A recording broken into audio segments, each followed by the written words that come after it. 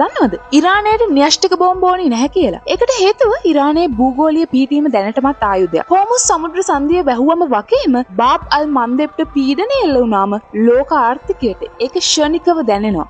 මේවා නිකන් ජලමාර්ග නෙමෙයි. මේවා ගෝලීය ආර්ථිකයේ මර්මස්ථාන. හෝමුස් සමුද්‍ර සංධියේ පළල සැතපුම් 21ක් විතර වෙනවා. ලෝකයේ තෙල් වලින් 130ක් විතර. ඒ කියන්නේ බැරල් මිලියන 20ක් දවසකට මේ හරහා ගමන් කරනවා. කාර් වලට, ගුවන් ගමන් වලට, කර්මාන්තශාලා මේ හැම දෙයකටම අවශ්‍ය ඉන්ධන මේ හරහා ගමන් කරනවා. 1980 ගණන් වල ටැංකි යුද්ධයේදී සහ 2019 දී සීමිත ප්‍රහාර වලින් පවා තෙල් මිල අහස උසට වැඩි වුණා. ඒත් අද වෙද්දී මේ හෝමුස් සමුද්‍ර සංධිය වහලා දාලා. දෙවෙනි පීඩන ලක්ෂ්‍ය වෙන්නේ බාබ් අල් මන්දෙබ්. මේකත් වැද්දගත්ම සමුද්‍ර සංධියක්. කන්ටේනර් 130ක් විතර මේ හරහා යනවා. 2023 ප්‍රහාරය නිසා නැව් ගමනාගමනේ 70ක් විතරම අඩු වෙලා තියෙනවා. ඒ විතරක් නෙමෙයි.